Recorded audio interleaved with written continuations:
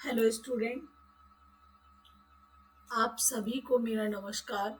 आप सभी का मोस्ट वेलकम आपके अपने यूट्यूब चैनल आर्ट गंगा में। मैं पूजा पांडे। ये जो स्क्रीन पर आपके सामने है, ये नया बैच का डिटेल है। आर्ट गंगा एप्लीकेशन पर नया बैच शुरू हो रहा है।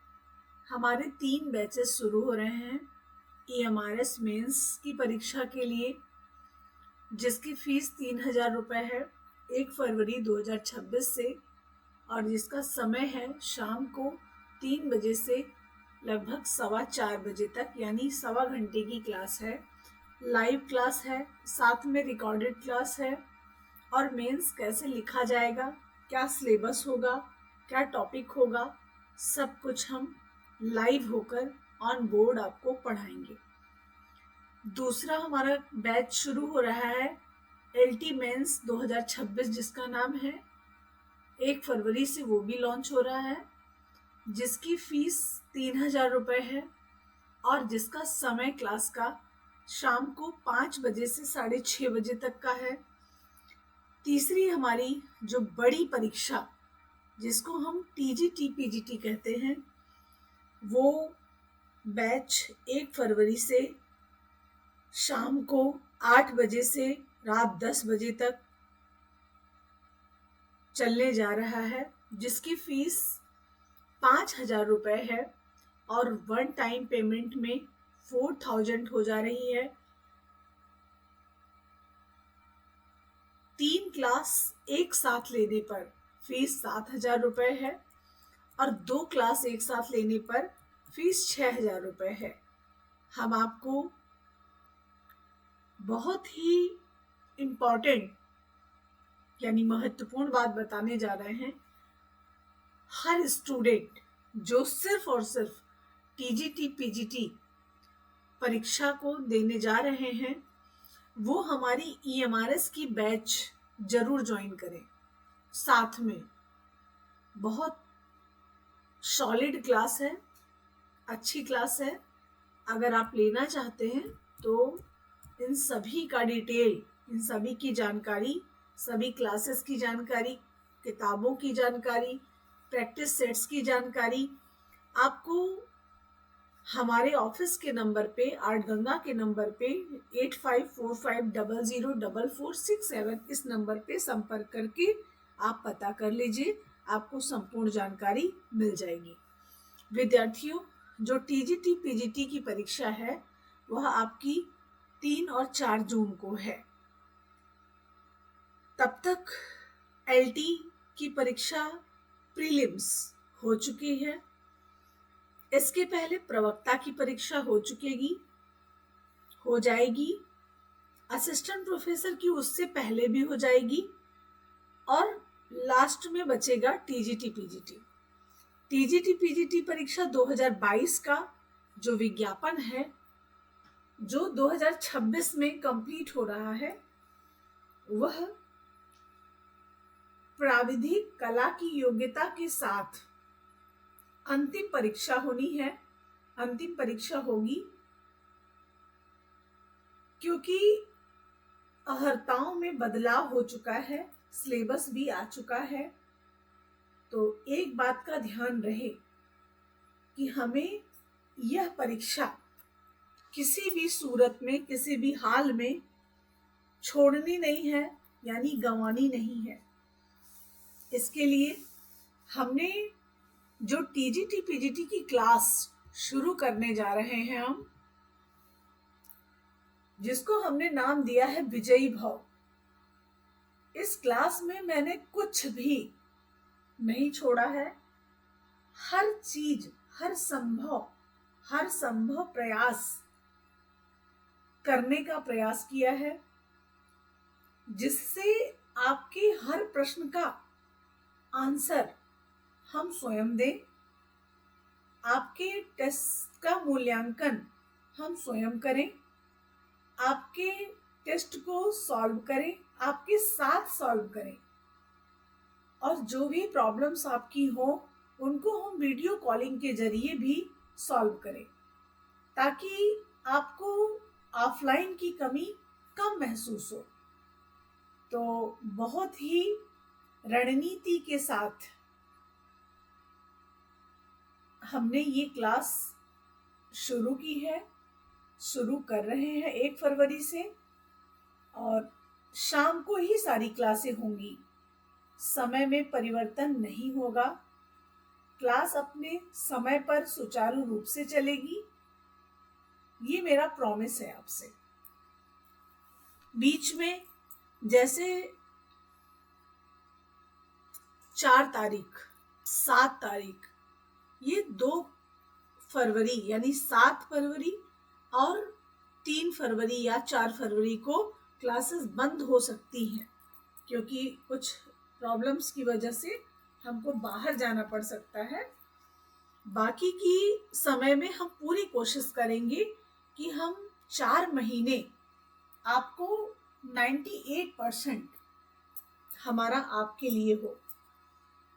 अभी तक जिन स्टूडेंट ने हमारी क्लास कभी नहीं ली वो भी लें, और जिन्होंने हमारी सभी क्लास ले रखी है वो भी लें, क्योंकि समय और पैसा फिर दोबारा आपको, जिसमें हम समय और पैसा अगर दोनों को देखें तो पैसा बार बार मिलता है। हो सकता है इससे ज्यादा आपके पास आ जाए, लेकिन ये समय जो कीमती है ये कभी नहीं मिलने वाला है। ये परीक्षा फिर दोबारा 2022 ना आएगा, ना 2026 आएगा। इस बात का खूब ध्यान करके आप क्लास को ज्वाइन करिए, पढ़िए। ईमानदारी से आप पढ़ रहे हैं, निश्चित रूप से सफल होंगे, इसमें कोई संदेह नहीं है। अब हम आपको एलटी मेंस का जो डेट आया है उसके विषय में बात करेंगे। क्या स्टूडेंट को एलटी मेंस पर फोकस करना चाहिए या टीजीटी पर फोकस करना चाहिए, इसकी भी बात करेंगे हम। तो चलिए आइए शुरू करते हैं। यहाँ पर आप देख पा रहे हैं उत्तर प्रदेश लोक सेवा आयोग द्वारा वर्ष 2026 में आयोजित की जाने वाली परीक्षाओं का कैलेंडर निम्नवत है, यानी इन्होंने अपना कैलेंडर जारी कर दिया है 30 जनवरी 2026 को,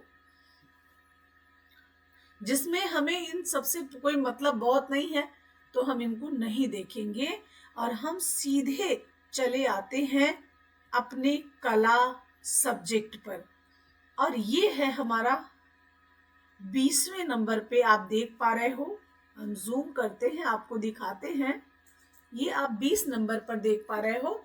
सहायक अध्यापक प्रशिक्षित स्नातक श्रेणी पुरुष महिला शाखा मुख्य परीक्षा यानी मेंस 2025 का, ये 2025 की विज्ञप्ति थी, 2026 में होने जा रही है। जीव विज्ञान, कला एवं उर्दू 3 सब्जेक्टों का डेट एक साथ है, और वह क्या है 13/6/2026 दिन शनिवार है, यानी 13 जून 2026 दिन शनिवार को हमारी मेंस की परीक्षा आयोजित होने जा रही है। 3 सब्जेक्ट एक साथ होंगे, जीव विज्ञान, कला और उर्दू। तो 13/6/2026 को दिन शनिवार दिख रहा है आपको, ये हमारा मेंस का डेट आया हुआ है। अब थोड़ा सा हम बात करते हैं विद्यार्थियों एलटी मेंस की परीक्षा के लिए और टीजीटी के लिए। तो हम आपको बता देना चाहते हैं, दोनों में जो हमारा वेतनमान है, जो हमारा ग्रेड पे है 4600 ग्रेड पे, वही हमें एलटी में भी मिलेगा और वही हमें शिक्षा सेवा चयन बोर्ड आयोग द्वारा संचालित परीक्षा टीजीटी एडेड विद्यालयों का वही ग्रेड पे है, सेम है। सिर्फ इतना फर्क है कि आप वहां पर राजकीय कर्मचारी होंगे, यहाँ सेमी गवर्नमेंट होंगे। गवर्नमेंट दोनों है, इसका कोई फर्क नहीं पड़ता। अगर हम दोनों में बेस्ट देखें, सबसे बेस्ट क्या है, राजकीय है या एडेड विद्यालय है, तो हम आपको बिल्कुल आश्वस्त कर देना चाहते हैं, खूब समझ लीजिए। अगर आप योग्यता रखते हैं राजकीय विद्यालय में सहायक अध्यापक बनने की और आपने प्रीलिम्स की परीक्षा को उत्तीर्ण किया है या उत्तीर्ण करने जा रहे हैं, तो हम आपको सजेस्ट करेंगे विद्यार्थियों कि आप एडेड विद्यालयों में ना जाएं, आप राजकीय विद्यालय को ज्वाइन करें। और उन सब जो प्रॉब्लम्स आपको क्रिएट होंगी एडेड विद्यालयों में, वो हम लाइव होकर नहीं कह सकते, नहीं बता सकते। तो ये ध्यान रहे आपको कि अगर दोनों में हम कंपेयर करेंगे तो सबसे बेस्ट हमारे लिए राजकीय विद्यालय है, इस बात का ध्यान रहे आपको। और जो सभी योग्यताओं को कंप्लीट कर रहे हैं स्टूडेंट, जैसे ग्रेजुएशन कंप्लीट है प्लस बीएड कंप्लीट है और 40 इयर्स के अंदर हैं वे स्टूडेंट, और उनका 65 से 70 के ऊपर है प्री में, तो वो स्टूडेंट एलटी में ही जाएं, ये ज्यादा बेहतर होगा उनके लिए।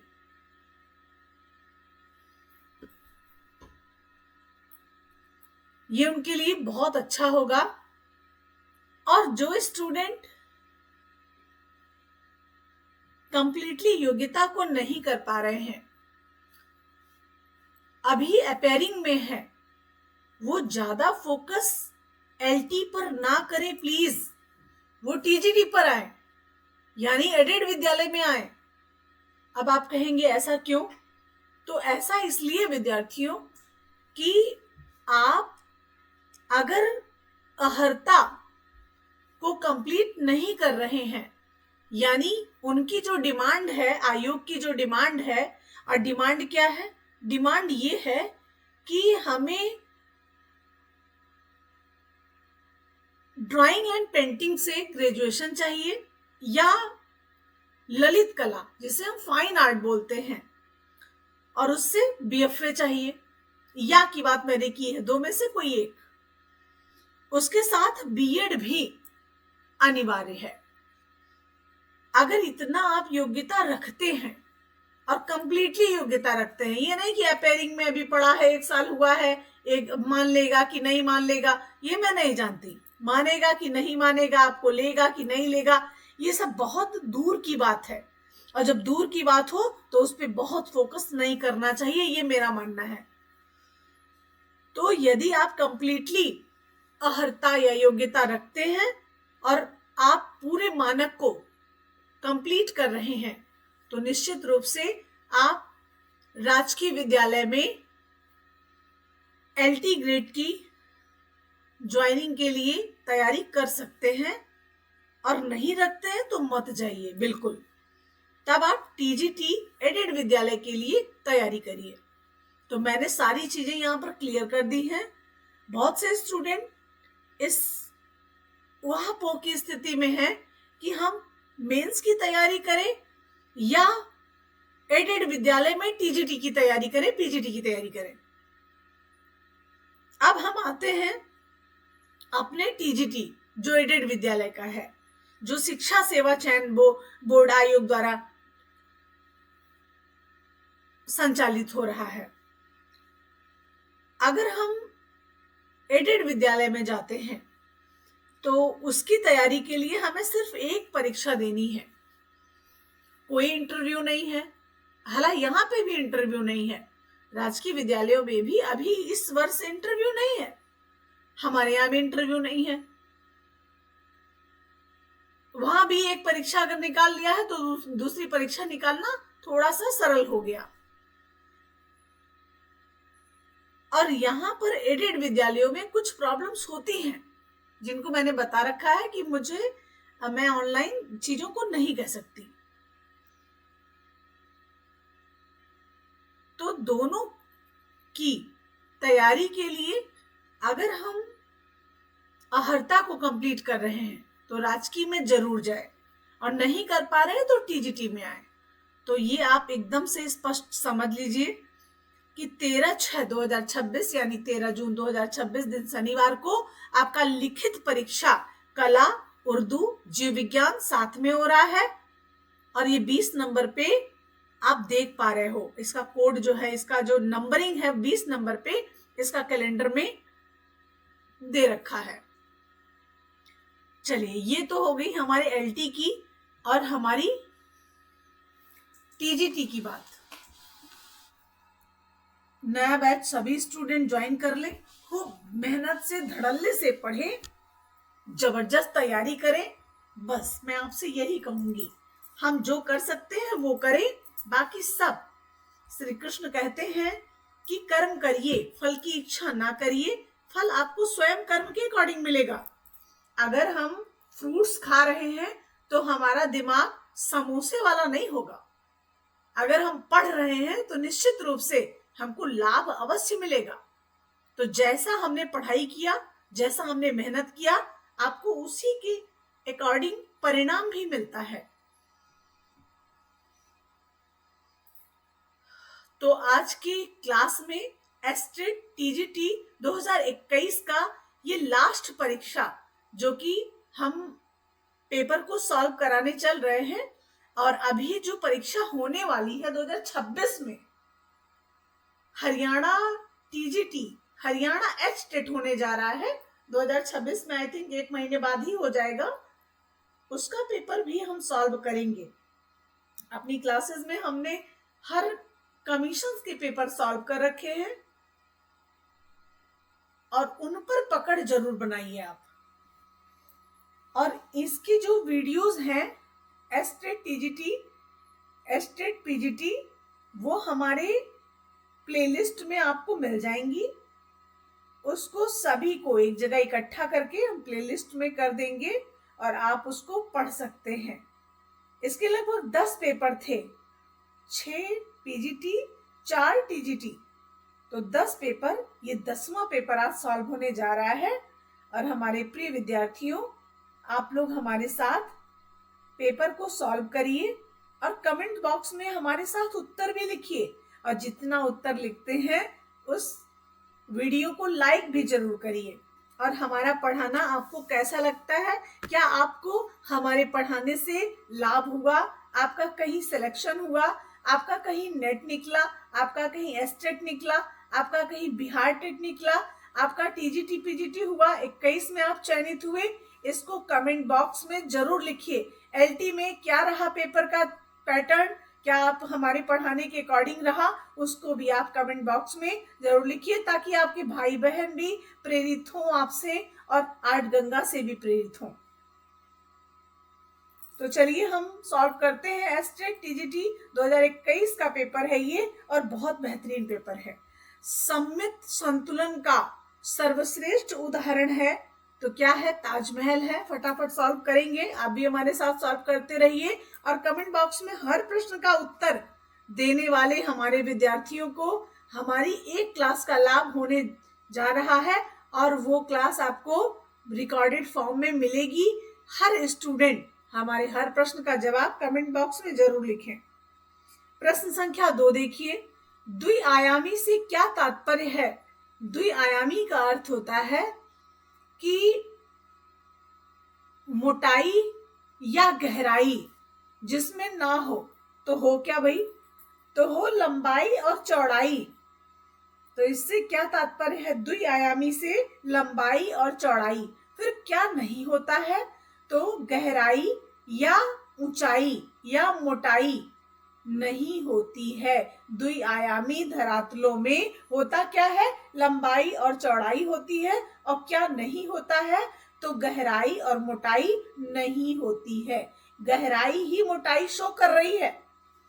अगला प्रश्न है प्रश्न संख्या 3 देखिए, दिल्ली शिल्पी चक्र की स्थापना कब की गई थी? बहुत महत्वपूर्ण प्रश्न है, अभी एलटी में भी आ चुका है ये प्रश्न। तो दिल्ली शिल्पी चक्र की स्थापना सन 1949 में की गई थी। अच्छा प्रश्न है। आज इस वीडियो में हम लोग सिर्फ 20 प्रश्न को सॉल्व करेंगे। नेक्स्ट इसका जो वीडियो रहेगा वो आपके शाम वाली क्लास में आपको मिल जाएगा। सुबह 6 बजे, शाम को 6 बजे आप हमारी क्लास का इंतजार जरूर करिएगा। हम पूरी कोशिश करेंगे यहाँ हर प्रश्न पेपर को सॉल्व कराने की। प्रश्न संख्या 3 देखिए, दिल्ली शिल्पी चक्र की स्थापना सन 1949 में हुई। प्रश्न संख्या 4 देखिए, कौन सा शिल्प भारत के राष्ट्रीय प्रतीक के रूप में जाना जाता है? तो कौन सा शिल्प है? अशोक स्तंभ है। विद्यार्थियों, जो EMRS की हमारी क्लास है उसमें TGT का हृदय रख दिया गया है सिलेबस के रूप में, इसीलिए मैं बार बार आपको फोकस करा रही हूं उस पे कि आप उस क्लास को, EMRS की क्लास को ये समझकर मत लीजिए कि हम EMRS तो दे ही नहीं रहे भाई, अब मैडम बार बार कह रही है EMRS ले लीजिए, EMRS ले लीजिए। अरे वो इसलिए कह रहे भैया कि EMRS में एकदम आंख, कान, नाक, गला, हृदय, दिल, जिगर सब रख दिया गया है TGT का, इसलिए वहां पर कुछ ऐसा है ही नहीं जो आपके सिलेबस का हार्ट ना हो, हृदय ना हो, ऐसा कुछ है ही नहीं। इसलिए मैं बार बार आपको ये कह रही हूं कि आप कहीं भी पढ़ते हो, कहीं भी क्लास लिए हो, लेकिन हमारी EMRS की क्लास जरूर लीजिएगा। अगला प्रश्न है, निम्न में से ताड़पत्री चित्र किस शैली की विशेषता है? तो ताड़पत्री चित्र किस शैली की विशेषता? सभी स्टूडेंट कमेंट्स बॉक्स में लिखें। पाल शैली की विशेषता है। आप कहेंगे क्या जैन शैली की विशेषता नहीं है क्या? बिल्कुल है, लेकिन जैन में और भी लोग, चाचा, दादी, नानी, मौसी सब आ गए, लेकिन पाल शैली में सिर्फ ताड़पत्र रहा, तो इसलिए इंपॉर्टेंस ही ज्यादा ताड़पत्र को हम पाल में देंगे, इसके अलावा जैन में भी देंगे। अगला प्रश्न है, प्रश्न संख्या 6 देखिए, फ्रेस्को क्या है? फोटोग्राफी, मुद्रण, म्यूरल पद्धति या शिल्प है? बहुत अच्छा प्रश्न है ये। तो फ्रेस्को म्यूरल पद्धति है। म्यूरल पद्धति मतलब क्या है कि फ्रेस्को एक भित्ति चित्र को बनाने के लिए तैयार करने की, धरातल तैयार करने की एक विधि फ्रेस्को कहलाती है। फ्रेस्को का संबंध है चित्रकला से है। किस चित्रकला से? म्यूरल पेंटिंग से है। प्रश्न संख्या 7 देखिए, पोत से आप क्या समझते हैं? आयतन, धरातली गुण, रंगी सघनता या रेखी गुण? तो विद्यार्थियों, इस प्रश्न का आंसर क्या होना चाहिए?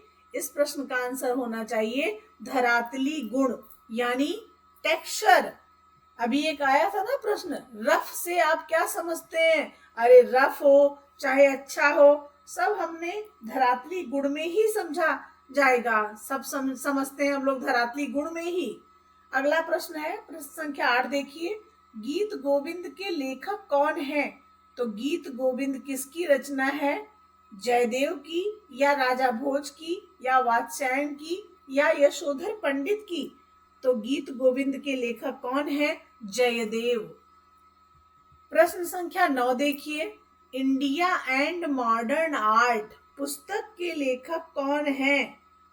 तो RG Collingwood. India and modern art पुस्तक के लेखक RG कॉलिंगवुड हैं। अगला प्रश्न है, प्रश्न संख्या 10 देखिए, गांधार शिल्प की खोज सर्वप्रथम किसने किया था?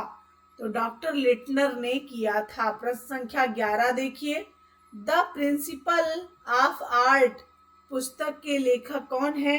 तो the principle of art RG Collingwood की पुस्तक है। प्रश्न संख्या 12 देखिए, 12वां प्रश्न है, एलोरा की गुफाएं किस राज्य में हैं? तो महाराष्ट्र में है एलोरा की गुफाएं। ये हमारा कला क्वेश्चन बैंक है जो हमारे द्वारा लिखित, अब इसको लिखित तो नहीं कह सकते क्योंकि यहाँ पर हमारे द्वारा बनाए गए प्रश्न नहीं है, ये पूरे राज्य से, राज्यों से, पूरे इंडिया के जितने राज्य हैं जहां पर TGT, PGT, assistant professor, net की परीक्षाएं संचालित होती हैं, वहां के पेपर यहाँ पर शामिल हैं। ये आप हमारा प्रैक्टिस सेट जो कला क्वेश्चन बैंक के नाम से हमारे आर्ट गंगा में उपलब्ध है, इसको आप जरूर लीजिए और इसको OMR पर बैठकर जरूर सॉल्व करिएगा, इससे आपको बहुत लाभ होगा। प्रश्न संख्या 13 देखिए, परदाज संबंधित है, परदाज का संबंध किससे है कह रहा है, तो परदाज का संबंध मुगल शैली से है। अगला प्रश्न है, भारतीय मूर्तिकला शैलियों का सही कालक्रम पहचानिए। बहुत अच्छा प्रश्न है, बार बार पूछा जाता है। तो पहले क्या आएगा, मौर्य, शुंग, कुषाण, गुप्त। अभी ये प्रश्न एलटी में भी आया हुआ था, बार बार रिपीट होता है, ये एक कॉमन प्रश्न बन चुका है। प्रश्न संख्या 15 देखिए, नाट्य शास्त्र किसने लिखा था, तो नाट्य शास्त्र के लेखक कौन है, भरत मुनि है। कृपाल कुंभ कहाँ अवस्थित है, कृपाल कुंभ कहाँ है, जयपुर में है। सिल्क स्क्रीन प्रिंटिंग किस अन्य नाम से भी जानी जाती है, तो किस अन्य नाम से सिल्क स्क्रीन प्रिंटिंग जानी जाती है, सेरीग्राफी। अगला प्रश्न है, चैत्य गुफाओं का उपयोग किस उद्देश्य हेतु होता है, तो चैत्य गुफा का पूजा के लिए प्रयोग किया जाता है। वहां पर क्या होता है, पूजा की जाती है भगवान बुद्ध की, बुद्ध के अनुयायियों की। अगला प्रश्न है, प्रश्न संख्या 19 देखिए, प्रसिद्ध नर्तकी की मूर्ति सिंधु घाटी सभ्यता में कहाँ पाई गई थी, तो कहाँ पाई गई थी, मोहनजोदड़ो में। प्रश्न संख्या 20 और आज के वीडियो का अंतिम प्रश्न है ये, पीले रंग का मानसिक प्रभाव क्या होता है, तो पीले रंग का मानसिक प्रभाव क्या है, प्रेम है या संघर्ष है या आनंद है या प्रकाश है, तो क्या है, प्रकाश है।